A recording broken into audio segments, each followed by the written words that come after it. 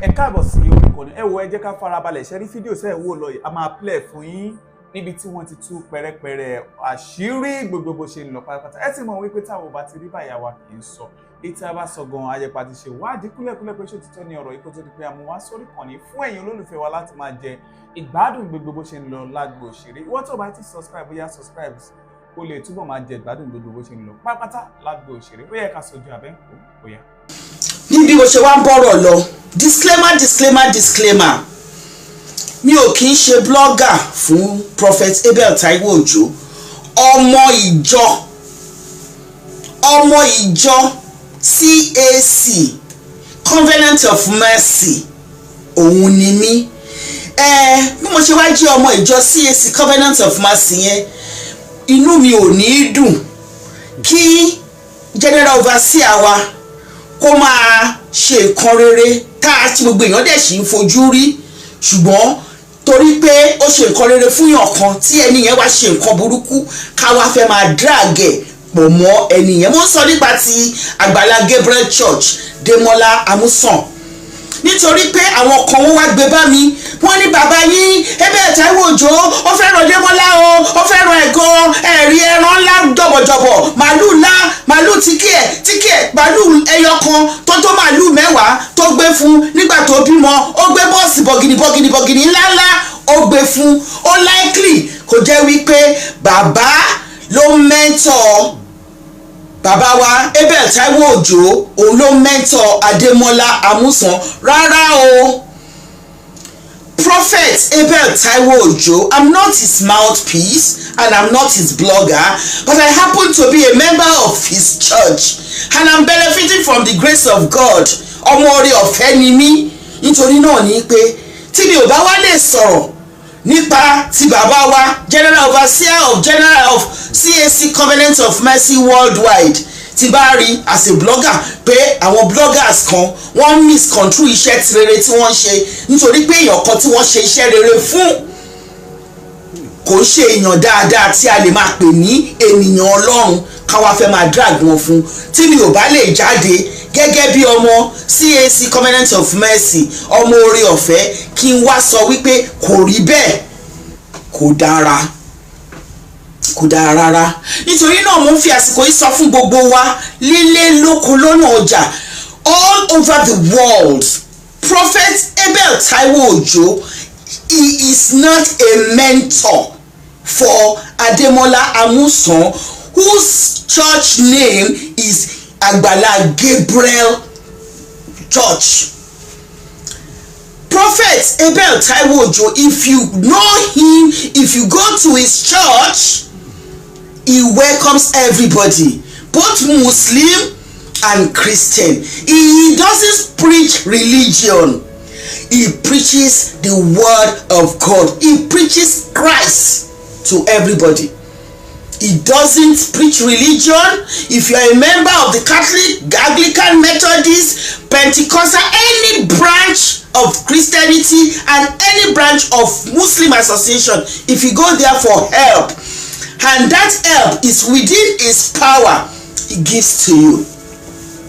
I have not spoken to him for a while, maybe in the last 1 week, but I was in London ni mo bá wọn sọ̀rọ̀, you understand, tó pé ọjọ́ Saturday dẹ̀ lèmi kúrò ní program yẹn because mi ò bá wọn ṣe program ti Sunday, so bóyá bí ìjẹsàn ni mo bá wọn sọ̀rọ̀ last, but mo ní àǹfààní láti máa bá àwọn kọ̀ọ̀kan tí wọ́n mọ̀ wọ́n dáadáa tí wọ́n bá wọn mo láǹfààní láti máa bá wọn sọ̀rọ̀ nítorí náà ni pé gbogbo ohun tí ẹ bá gbọ́ tí mo sọ ní òní àwọn náà ló sọ indirectly.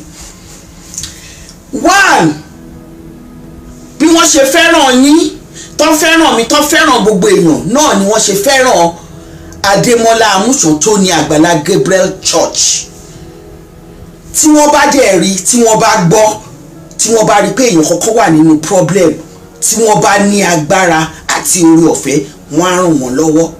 Màálù tẹ́ rí tó gbé fún wọn yẹn nígbà tí Àgbàlá Gabriel Church Adémọ́lá Amusan tó bí ọmọ òun ní wọ́n lù ra màálù fún pé ó bí ọmọ prophet wọ́n láìkọ ọmọ gan so òun náà ṣe gbé màálù yẹn fún wọn. Nígbà àti prophet Abel Taiwo Òjó ọjọ́ kan tí wọ́n ń lọ tí wọ́n ń rìn tí wọ́n ń kọjá níbi Ẹgbẹ́dá yẹn wọ́n rí pé àwọn arúgbó kan kùjẹ́kùjẹ́ àwọn abarapá kan wọ́n fẹ́ lọ sí church Àgbàlá Gabriel wọn ò dẹ̀ ní agbára láti wọ mọ́tò wọ́n dẹ̀ wá ṣàánú wọ́n gbé bọ́ọ̀sì ńlá fún Àgbàlá Gabriel church láti máa fi kó àwọn arúgbó. That is his own gift for caring for the elderly. He has about those buses about 10 ní Òṣèngèrè, and he took one of them and gave it to Ademola Amusan of Agbala Gabriel Church to convey àwọn arúgbó as one of his projects for caring for the elderly. Apart from that, no affiliation, no mentorship. Tó bá ní nǹkan kan ó lè wá sí church kan jọ sọ̀rọ̀, but kì í ṣe pé mentor ẹni máa rí wọn pọ̀ ó máa lọ sí church yẹn nítorí náà ní pé ká bá máa drag Àgbàlá and láti drag prophet Abel Taiwo Òjó kò ní dáa tẹ́ bá ṣe bẹ́ẹ̀, kò ní dáa tẹ́ bá ṣe bẹ́ẹ̀ nítorí pé ìka tó bá ṣẹ̀ òun ni kí ọba gé, ìka tó bá ṣẹ̀ òun dẹ̀ ni ọba máa ń gé. Ọmọ oore ọ̀fẹ́ ni èmi nítorí náà ni pé mo ní platform láti lè sọ fún àwọn èèyàn wípé bí ọ̀rọ̀ yẹn bó ṣe rí nìyẹn. Lately mo tún rí one prophet àròlé ni wọ́n ń jẹ́, wọ́n tún ṣàlàyé Busola òkè ẹlẹ́yẹlé ó nídìí ẹ̀pù bàbá wa Taiwo Òjó ẹ bá help ẹ̀. Mo ṣe ìwádìí mi ní late 2024 bàbá wa Abel Taiwo Òjó ó gbọ́ pé Busola òkè ẹlẹ́yẹlé àbí anything tí ò bá jẹ́ pé ó need help. Bàbá wa ó send 500,000 sí ní late 2024 500,000 kí Busola gbọ́ báyẹn. Ní ẹ̀yìn oṣù mẹ́ta sí mẹ́rin Busola fúnra rẹ̀ gbé aago ó tún pè wọ́n dúpẹ́ ẹ ṣé ọjọ́ o 500,000 tẹ́ fún mi yẹn dáàdì sà, gbogbo gbèsè tí mo jẹ náà ni mo fi sọ, ebi ń pa òun òró jẹjẹ, tẹ́ bá ní nǹkan kan kẹ́ send ẹ̀ sí àwọn. Bàbá wa tún send 300,000 sí Busola ní early 2025 about a year ago. Òjíṣẹ́ Ọlọ́run kan ṣoṣo nínú gbogbo òjíṣẹ́ Ọlọ́run tó wà ní Nàìjíríà nìyẹn. A gbọ́ pé Kérúbù and Séráfù ní Busola òkè tí sábà máa ń sọ̀rọ̀ ló ti máa ń kọrin. Gbogbo àwọn pẹpẹ àwọn olórí Kérúbù and Séráfù tí wọ́n wà ní Nàìjíríà tí wọ́n bá lè fún Busola òkè ní 10,000 bí prophet ṣe gbé 800,000 fún within 6 months, you understand. Àmọ́ nǹkan tí Busola òkè ẹlẹ́yẹlé tí ó fi owó ṣe tó bá fún ẹ ní 500,000 ẹni tá a fún ní èmi kékeré yìí, àwọn ìkan nínú àwọn ìyá lọ́jà mi tí mo fún ní 50,000 naira ní 2023 owó yẹn ó ti sọ di bí almost 200,000. Àwọn tí mo fún ní 20,000 tí mo fi 28,000 empower wọ́n sì ní business di ọ̀la, wọ́n ń ta wóróbo wọ́n dẹ̀ rán wọn ní school, wọ́n sanwó ilé nítorí pé wọ́n cut coat wọn according to their material. Sarah Lawi, how are you? Nítorí náà ni pé a lè sọ pé nítorí pé èèyàn kan ń ṣàánú ká wá fún ká fún gbẹ. Prophet Abel Taiwo Òjó wọ́n á sì continue láti máa ṣe àánú, ṣùgbọ́n ẹ má drag wọn pé because wọ́n ti ṣàánú fún yàn kan ẹni yẹn ò ṣe dáadáa kẹwàá máa drag wọn pẹ̀lú àkàndá ènìyàn, ẹni tí Ọlọ́run fúnra rẹ̀ tí ó ní ọwọ́ sí ìpè ẹ̀ òun ni Abel Taiwo Òjó. Gbogbo ẹnu ni mo fi sọ bẹ́ẹ̀ ni nítorí pé mo rí ni mo dẹ̀ mọ̀ mo dẹ̀ ń jẹ oore ọ̀fẹ́ yẹn. Unlike all the other churches tí mo ti lọ ní ilé ayé mi, I'll be 60 in December. I have been to so many churches. Ojú ti rí, ẹsẹ̀ ti rìn, ẹnu ti ké, ṣùgbọ́n tá a bá rí ènìyàn tó sì ń rìn nípa ti Ọlọ́run, ẹ jẹ́ ká gbé sàdánkátà fún Ọlọ́run nínú ayé ẹni yẹn. Prophet Abel Taiwo Ojo, today is the 1st of March 2026. ẹ ní wálẹ̀, ẹ máa tàn ní ẹ ní tán. Ògo Olúwa á túbọ̀ máa tàn ní ilé ayé yín ní orúkọ Jésù. Mo ní ayọ̀ láti sọ fún yín pé mo ti ń bá àwọn òjíṣẹ́ Ọlọ́run rìn, mo ti ń rí àwọn òjíṣẹ́ Ọlọ́run ti Abel Taiwo Ojo as of today 1st of March ó yàtọ̀. Òjíṣẹ́ Ọlọ́run tí ò ka owó sí, tí ò ka nǹkan ayé sí, òun ni Prophet Abel Taiwo Ojo. Jẹ́ ká gbé yẹn tì sí ẹ̀gbẹ́ kan, ká wá lọ sí the main issue tí mo fi wá sí orí ìkànnì yìí. Òun ni ọ̀rọ̀ Adémọ́lá Amúsàn. Tí wọ́n bá ṣe pé amúkun ẹrù ẹ wọ́, ó ní òkèlè ń wò ẹ wò sàlẹ̀ láti ọjọ́ tí Adémọ́lá Amúsàn tó ń jẹ́ Àgbàlá Gabriel Church tó ti gbé ọwọ́ ẹ̀ sókè tó ti lu Muyideen ní ayé àti ìpè ẹ̀ ló ti polúkúrúmuṣu, ní àgbàlá ẹ̀ ló ti di àgbàlá nonsense, àgbàlá nuisance church worldwide, ló ti di olè scammer wash. Nítorí pé kí ni gbogbo wa a rò pé ẹni tó bá fine tó wọ suit pé òun ni èèyàn Ọlọ́run fúnra rẹ̀ nínú Bíbélì ó sọ fún wa pé ó máa dé gìlà sí wa láàrin bí olè ní ọjọ́ kan. Ó ní òun máa wá sílé ẹlòmíì, òun á wá tọrọ omi, kò ní fún òun mu, òun wá sọ pé ọjọ́ kan báyìí mo wá sílé ẹ̀ tó fún mi lómi mu. Àṣẹ mi ò rí yín o. Ó ní ẹni tó wá sílé ẹ̀ tó wọ aṣọ jákujáku, tí ò wọṣọ tó dáa, tó já wíìgì mọ́rí, tó múra bí èèyàn tí ò bí èèyàn yẹpẹrẹ láàrin ìlú, pé òun gangan lẹ́ni yẹn. Àmọ́rú ẹ̀mí Ọlọ́run tó wà nínú Muyideen. Ìwọ Adémọ́lá Amúsàn, ẹgbọ́n tó sọ nípa Muyideen. Ó dọ̀bálẹ̀, mo mú pàǹpẹ́rẹ́ tó dáa, ó ti ẹ̀kọ́ nànà. Ó ní kó dọ̀bálẹ̀, mo mú pàǹpẹ́rẹ́ tó dáa, ó ti ẹ̀kọ́ nànà. Ó ní kó dọ̀bálẹ̀, mo mú pàǹpẹ́rẹ́ tó dáa, ó ti ẹ̀kọ́ nànà. Adémọ́lá Amúsàn, ọmọ tó bá ṣẹ̀ṣẹ̀ pé 34 or 35, ẹgbẹ́ àkọ́bí mi ni. Muyideen àsọ̀fìgbà tó sẹ́ pé òun ní kí òun mú pàǹkẹ́rẹ́ tó dáa, òun ní kó dọ̀bálẹ̀, òun nà á. Muyideen was 44 nígbà yẹn. Ó ná ẹ̀mí Ọlọ́run, àtìgbà yẹn ní ayé chọ́ọ̀chì ẹ̀ ló ti porúkúrúmuṣu. Mú Adémọ́lá Amúsàn tí Ọlọ́run máa ń pè ènìyàn. Ìyẹn ò ní pé tí Ọlọ́run bá pè ẹ́ kó má wá iṣẹ́ kún iṣẹ́ apá ẹ̀, kó má wá iṣẹ́ kún iṣẹ́ apá ẹ̀. Mo láyọ̀ láti sọ fún yín pé bẹ́ẹ̀ ṣe wo Prophet Abel Taiwo Ojo yẹn, he has over 50 hectares in acres hectares of farmland tí wọ́n dá oko ewédú, ẹ̀fọ́, cassava àti maize tí wọ́n dá. That is his main job or side hustle. He doesn't sell most of them.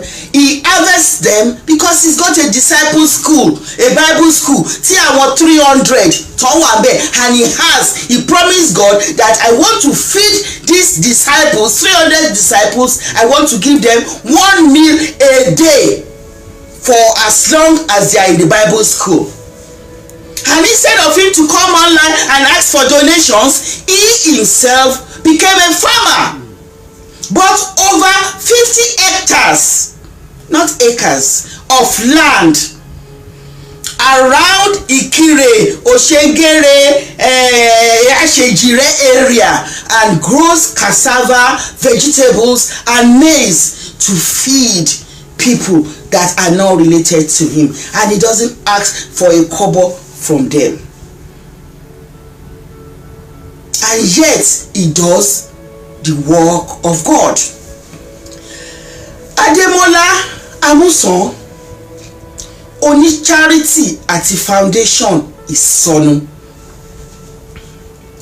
Àwọn èèyàn máa wá sọ́dọ̀ ẹ nígbà kan, o máa gba owó sínú àkáǹtì ẹ nígbà tí Muideen, nígbà tá a kẹnu bù ẹ́, o wá bẹ̀rẹ̀ sí ní gbà sí àkáǹtì àwọn tó o bá gbé wá. Wọn ò wá lè sọ, wàá wá máa wá táàsì wọn, ẹ̀rẹ̀pọ̀ sí mọ́tò, rẹ̀táyà sí mọ́tò, ẹ̀fàrúgbó ló ń jẹ. Èèyàn ò kí ń fi agídí sin Ọlọ́run, èèyàn ò dẹ̀ kí ń fi agídí ṣe charity. Tó o bá fẹ́ ṣe charity, a non-governmental organization, a charity, a foundation, tó o bá fẹ́ source fún funds pẹ̀lú èèyàn, tó o bá ti ní a contractual agreement pẹ̀lú ẹni yẹn ipe owó tó wá tọrọ yìí o, ìwọ tó wá tọrọ 30 million, tó o bá rí 30 million yẹn tán, 10%, 20% òun ni ti charity tẹ́ ti jọ agree lé lórí, kò ṣẹ̀ṣẹ̀ bẹ́ẹ̀, because an agreement is an agreement. Àwọn tó wà ní charity tó ń gbé, tó ń polówó, tó ń mú kámẹ́rà, tó ń lo mọ́tò, àwọn náà máa gba owó oṣù lóòótọ́. Ṣùgbọ́n tí ò bá sí agreement yẹn ń bẹ, Ademola Amusan Agbala Gabriel Church ò ní right láti yọ kọ́bọ̀ ní inú owó tí o bá gbà fún èèyàn kankan sí inú àkáǹtì ẹ̀, ò ní right láti yọ kọ́bọ̀ níbẹ̀. Irú ti kejì tó ké tantan wá síta, Ademola Amusan ò jẹ̀bi láyé, ò jẹ̀bi lọ́run. In fact, kejì, you have the right to sue him. Gbogbo èyí tẹ́ bá dẹ̀ ń sọ ẹ ṣe bí platform ẹ̀ ló fi gbà á, ṣe kó help ẹni, ṣé òun ló sick? Ṣé ẹbí ẹ̀ ló sick? Nígbà tí ẹ gba almost 8 million fún kejì, tó o dẹ̀ gba 4.9 àbí 3.9 nínú ẹ̀, oní kó sóúnjẹ fárúgbó. Tí kejì ò bá wá sọ́dọ̀ ẹ̀, ṣé o ní sóúnjẹ fárúgbó? Tí kejì ò bá wá sọ́dọ̀ ẹ̀, o ní ra táyà sí mọ́tò ẹ̀. Tí kejì ò bá wá sọ́dọ̀ ẹ̀ láti wá tọrọ owó, o ní service àwọn machineries, motors tó wà ní ìkáwọ́ ẹ̀ ní church. It means pé o ní láti lọ wá iṣẹ́ kún iṣẹ́ apá ẹ̀. Ademola Amusan, mo láǹfààní láti sọ fún ẹ pé olè ni ẹ́, scammer wash ni ẹ́,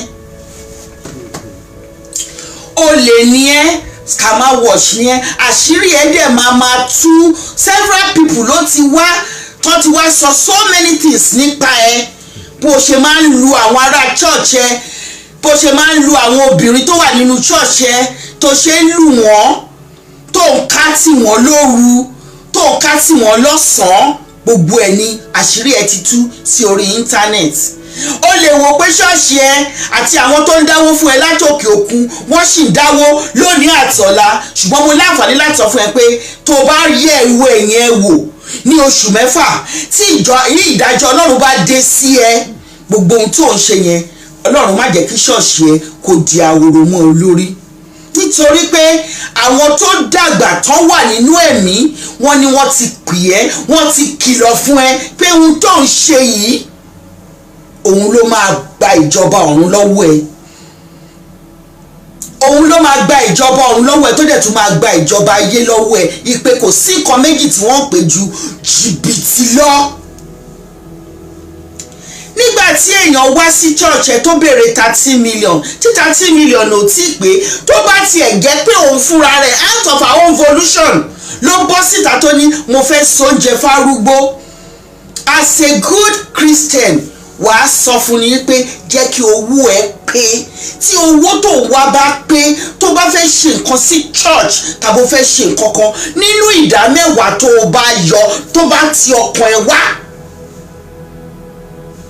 kò fi sọ pé o fi sọ rí nǹkan kan sí church bóyá o fi ra táyà ni o tàbí o fi sóúnjẹ notwithstanding owó yẹn ò tí ì pé ó gbá po ráìsì fún ẹ ó gbé jẹ envelope 50,000 fún ẹ ó gbà á ó tún ní kó yẹ ẹ ní 600,000 ó sọ̀rọ̀ ń pa ẹ̀ mọ́ ẹ̀ ń tẹ̀lé lọ sí hospital ẹni kó repo sí mọ́tò ṣó ń ṣiṣẹ́ ni ṣé dandan ni kẹ́ tẹ̀lé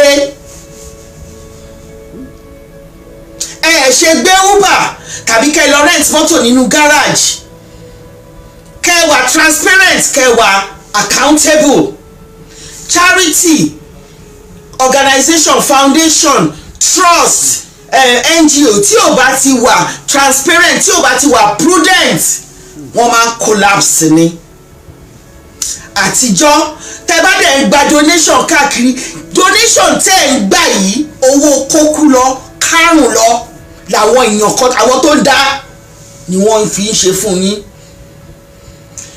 nígbà tí ìwà Adémọ́lá Amúsàn tó ti gba 1 million naira lọ́wọ́ foundation kan tó ń jẹ́ Òkété foundation àbí kí láti porúkọ ẹ̀ ní ayé ẹ̀ ti bàjẹ́ nítorí náà ní pé kéèyàn máa tọrọ owó kò dáa ó máa ń dé sí léyàn ni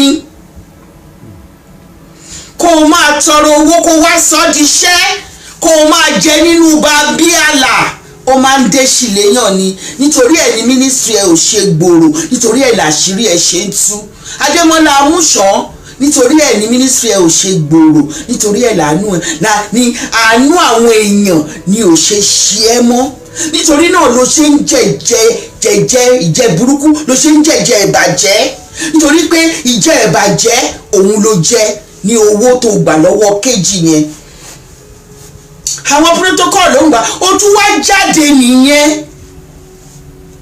It was the infantry and the entitlement that disgusts me in you.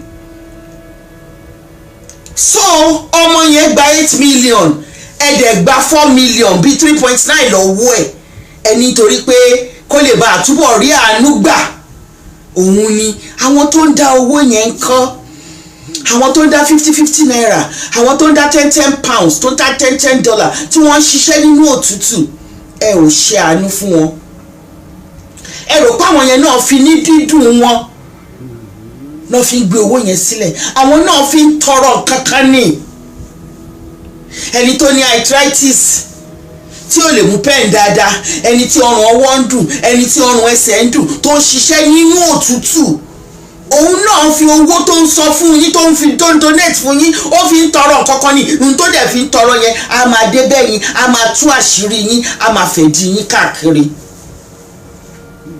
nítorí ẹ̀ la ṣe ń sọ wípé coming on social media láti kígbe especially ẹ̀yin obìnrin ọkọ yín kọ̀ yín sílẹ̀ o ó kọ̀kọ̀ mẹ́rin sí yín lẹ̀ ẹ fẹ́ gbowó lórí social media ẹ mọ̀ pé ayé yín àti ayé àwọn ọmọ yín ọjọ́ alẹ́ wọn òun lẹ̀ ń bàjẹ́ yẹn àti ẹ̀ṣìgbọ́ àwọn tó sick ṣùgbọ́n yìí tí nǹkan kan ò ṣe tẹ ẹ lápá méjì tẹ ẹ lẹ́sẹ̀ méjì tẹ ẹ lójú méjì tẹ ẹ lémú tẹ ẹ lẹ́nu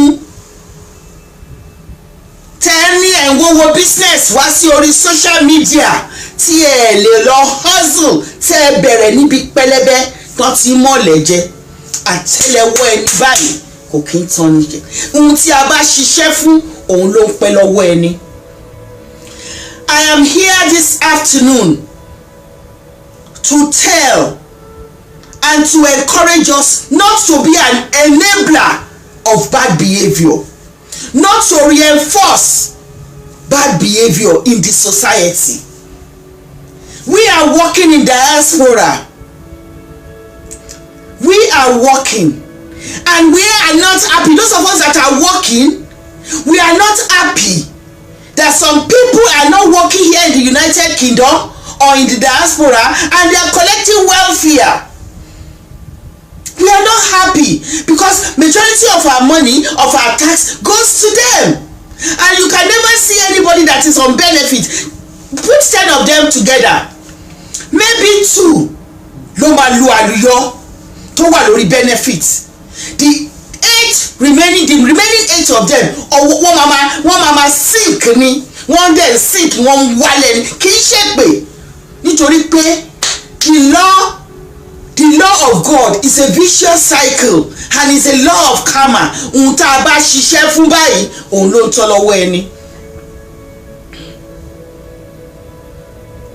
Today is the 1st of March and I'm employing everybody.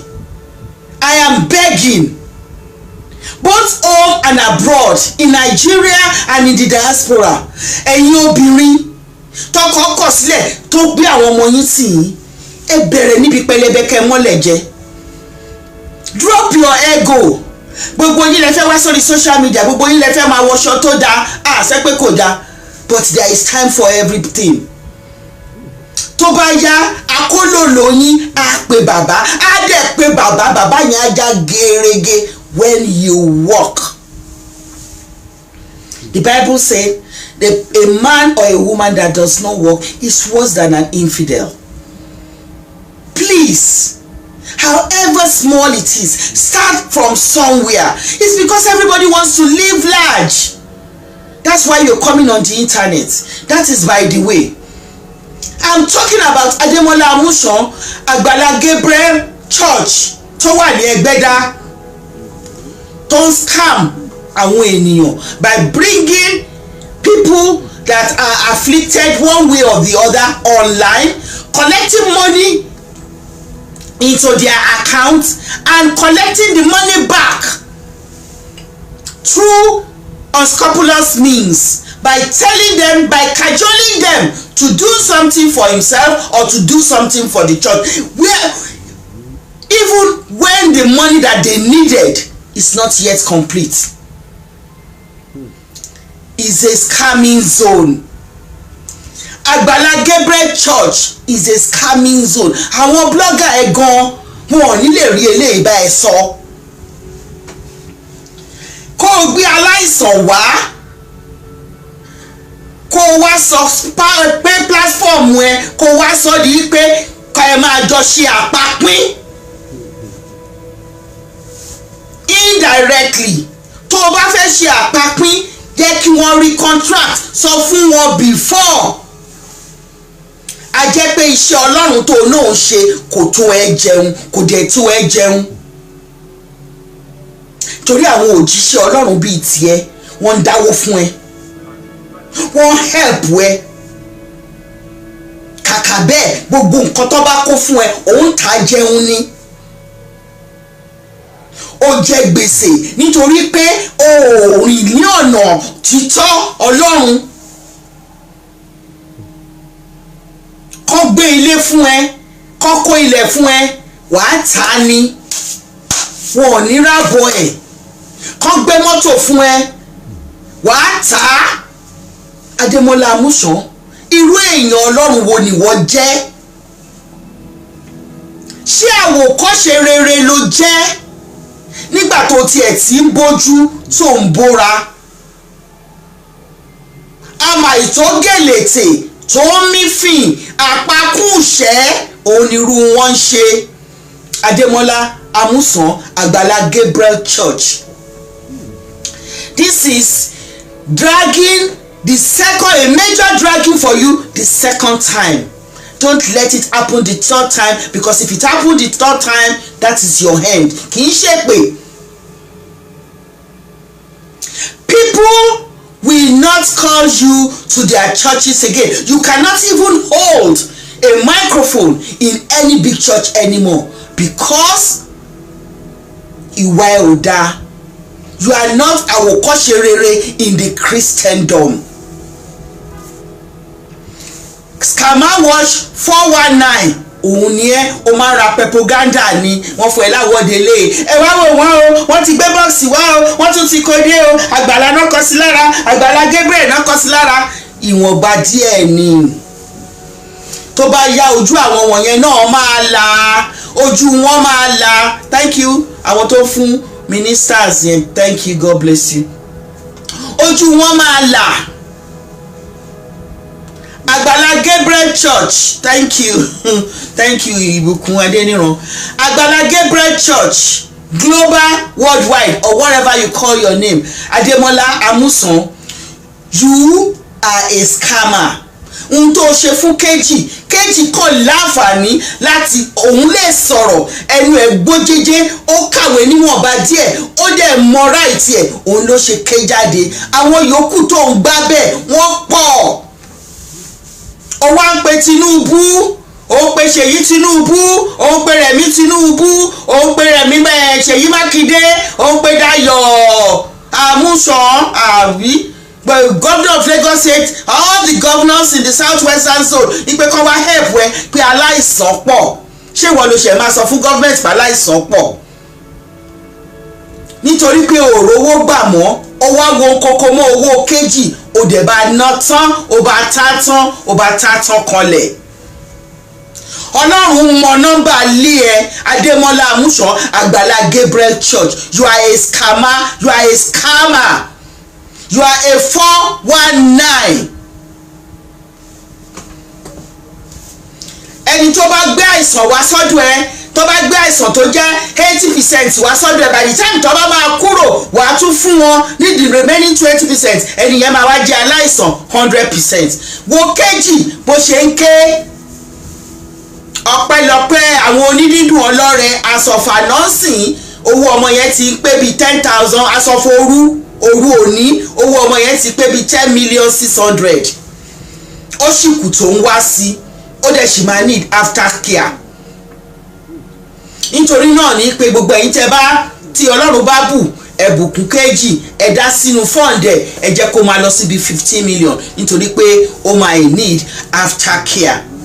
Having said that, Ademola Amusan, since tó dẹ̀ ti jẹ́ pé tá ti fi ọ̀nà hàn ẹ́ sìn, àwọn tó bá gbé wá síta kó o sọ in public, owó kówó tẹ́ni bá rí gbà o, ẹni tó fẹ́ bèrè 2 million yìí o, 25% ní tiẹ̀ ń bẹ̀ o, kó o ké tọ̀tọ̀ fún aráyé. Be prudent, be accountable, be responsible. You are not. Kò sí kankan tó jẹ́ nínú mẹ́tẹ̀ẹ̀ta. You are not prudent, you are not accountable, you are not responsible. Rather, you are a scammer. You are 419. You are a fraudulent pastor. Ẹni àti wọ́ àtẹni tó fi ẹ́ jẹ pastor, Ọlọ́run mọ nọ́mbà lé yín nítorí pé kí ni 419 nìyẹn. The money is 30 million already, ma. They are looking for the aftercare now. Praise the Lord. Nítorí pé I was on Ajoke's platform up till about 1 o'clock this morning. Ni mo ìgbà yẹn ló jẹ́ 10.6 million. So Olúwa ṣeun, wọ́n ní owó Kejì ti pé 30 million, wọ́n wá aftercare. Ṣé o rí gẹ́gẹ́dẹ́ ìwọ rò pé ìwọ nìkan ló lè ṣe, ṣùgbọ́n Ọlọ́run ló lè ṣe. Owó yẹn náà sọ pé ó ti pé 30 million sí Princess Ọ̀rẹ́kọ̀yà Ògúndélé, òun ló kọ síbẹ̀. More importantly, Agbala Gabriel Church is not affiliated with CAC Májẹ̀mú Àánú, who the overseer is Prophet Abel Taiwo Ojo. They are not affiliated, they are not in conjunction with each other, they are not collaborating. Pastor Prophet Abel Taiwo Ojo is not his mentor. Please don't drag that pastor with a 419. They are different entities. He also came to CAC Májẹ̀mú Àánú under the leadership of Prophet Abel Taiwo Ojo to look for mercy, and Prophet Abel Taiwo Ojo helped him financially,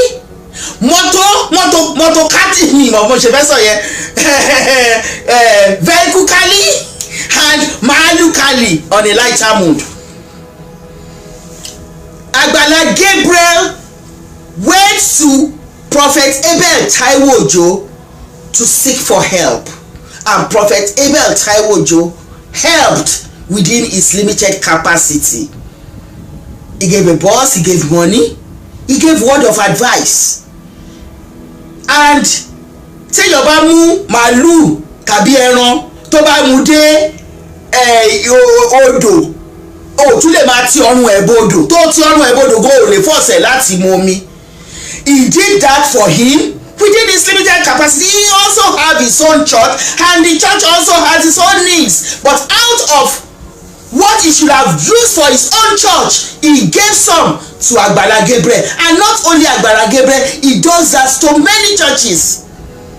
It's just that nípa Agbala Gabriel lèmi lọ sick lọ́dọ̀ àwọn protocol wọn àti àwọn aids wọn pé Agbala Gabriel ìtàtì ẹ̀ máa ń rí bí yìí ní 72 hours sí. Kí ló dé bá kí ni relationship? Ohun tí mo dẹ̀ ń sọ fún yín náà sọ. Kò sí affiliation kankan láàrin wọn.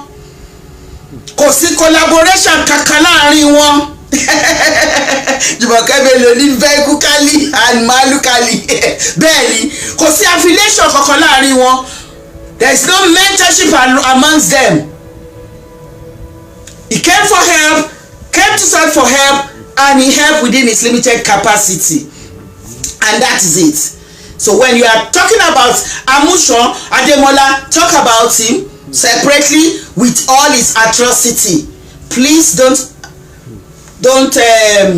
come and be shading Pastor Abel Taiwo Ojo. No. If you want to talk about Prophet Abel Taiwo Ojo, talk about him. If he tó bá ṣe nǹkan tí ò dá orí ìkànnì mi lẹ́tí kọ́kọ́ máa gbọ́. Wàláì orí ibi ilẹ̀ tí kọ́kọ́ máa gbọ́.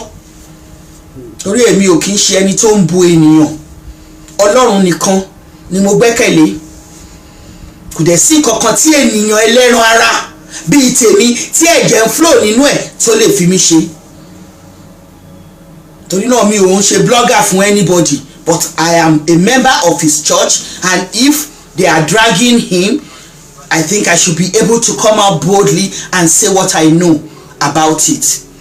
Having said that, Ademola Amusan lọ sùn oru méje tí ọmọ ọkùnrin sùn kó o wá iṣẹ́ kún iṣẹ́ apá ẹ. Gbogbo eléyìí tó ń ṣe ó ṣó wípé owó fame òun ló wá lọ sí di iṣẹ́ Ọlọ́run.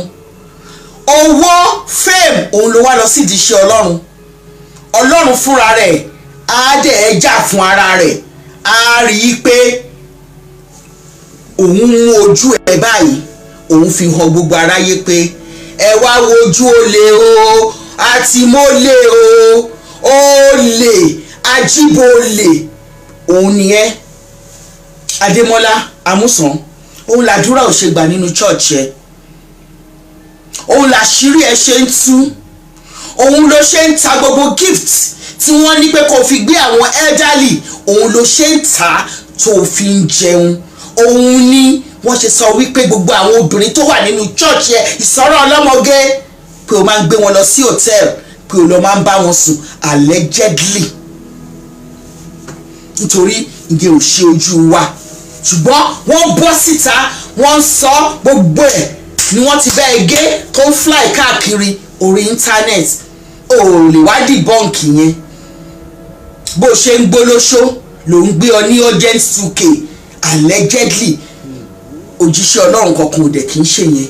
Ṣùgbọ́n wípé kó o máa ṣe àpapín, kó o máa gba owó lọ́wọ́ àwọn tí wọ́n dá owó fún, tí owó yẹn ò dẹ̀ tí ì tó, kó o wá tún wá bọ́ síta, kó o wá fi pé wá justify ara ẹ ipe ṣe bá àánú lórí gbà, tàbá nínú àánú náà láti tún máa ṣàánú.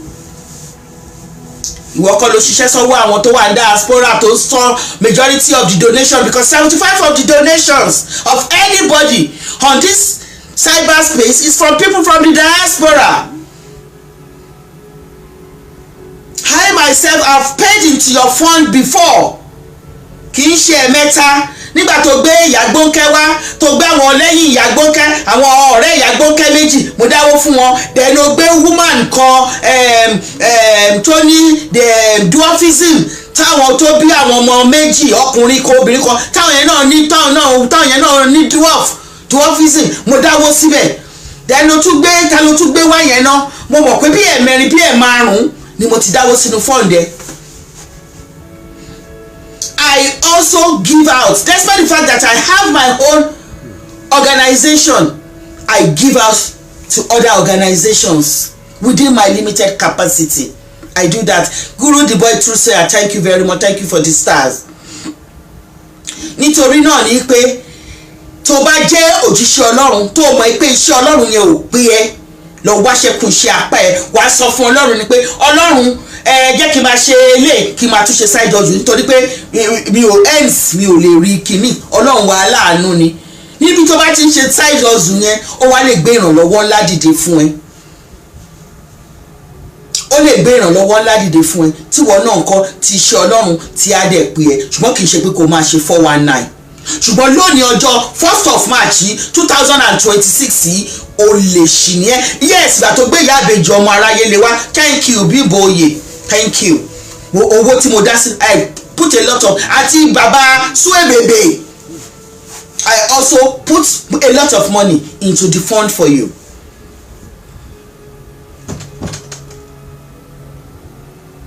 A lot of people láti ràn lọ́wọ́ both individually and collectively on this cyberspace. Thank you very much, Big Marvelous. Thank you. So I don't have any other thing to say other than pé kí ìwọ Adémọ́lá Amúsàn kó o má gbéyàn kankan wá sí orí ìkànnì mọ́ nítorí pé àwọn èèyàn ò ní dáwó fún ẹ a máa propagate ẹ lọ. And nǹkan tí mo tún fẹ́ sọ ni pé 3.9 million tẹ́ gbà lọ́wọ́ tẹ́ fi ọ̀nà àlùmọ̀kọ́rọ́ yìí bí mọ́mí mi ṣe máa ń sọ ọ̀nà àlùmọ̀kọ́rọ́ yìí tó o fi gbà lọ́wọ́ kejì a máa gbà lọ́wọ́ ẹ either by crook or by hook wàá san 3.9 million yẹn tó bá fẹ́ gbádùn. Tó o bá san 3.5 million yẹn o ò ní gbádùn. We continue to talk about you day in and day out. Gbogbo àti Muslim ni o àti Christian ni o tó bá dẹ̀ jẹ́ pé ẹ tún fẹ́ máa wá lo ọ̀nà àlùmọ̀kọ́rọ́ ìgbowó on this cyberspace, we will be here to bring you people out and label you as scammer wash. We will not allow you to take people's hard-earned money and use it frivolously for your own evil deeds. We're gonna stop that on this cyberspace. And people that has a lot of platforms or big platforms like Talk to Be, if you think you can be bringing your platform and be bringing lazy people that have no job, people that have no focus in their lives, you think you can be bringing them up for donations, we're going to come against you. Because you're just using your platform, you are not even donating anything to them. You want to get Talk to Be here, on ta guguru, on tepa, on ta gari, and you are now be an enabler for ẹni tí ò fẹ́ ṣiṣẹ́ tó fẹ́ máa gbé hotel tó fẹ́ tó ní kọ́kọ́lé fún kọ́ra mọ́tò fún tí ò tọ́jú ọmọ tí ò rí nǹkan kan ṣe. We are out like a police to fish you out and to be talking about you and to drag you. Thank you everybody. God bless you. Happy new month. Àjọpéjú ṣe 1st of April ní lórúkọ Jésù. Igi ewédú ò ní wó pa wá. Ẹran tí ò ní wo kò ní kàn wá pa. Àní ríná nínú kànga. Ayọ̀ la máa rí. Ìrànlọ́wọ́ ọkùnrin, ìrànlọ́wọ́ obìnrin láti òkè wá á jẹ́ titi wa. A máa lọ́re, a máa bọ̀re. Bẹ́ẹ̀ lọ́lọ́run wí. Ọlọ́run tó dẹnu ní bùnbọ̀ ó ti mọ nǹkan tẹnu máa jẹ. Nítorí náà ni pé ẹ ṣiṣẹ́ àtẹ́lẹwọ́ ẹni kì í tán ní jẹ. Donation is a scammer zone. Don't fall for it. In the mighty name of Jesus. I remain yours, Adebimpe Alasho Adura. Ademola Amusan is a scammer. Watch out for him. He's a thief. He's a scam zone. Ní olólùfẹ́ rẹ̀ wo a ò ní rí jù báyìí lọ ó bá tún ṣe ń lọ báyìí a máa bù í gbọ́ lọ́lọ́kan òjọ̀kan ó dàbọ̀.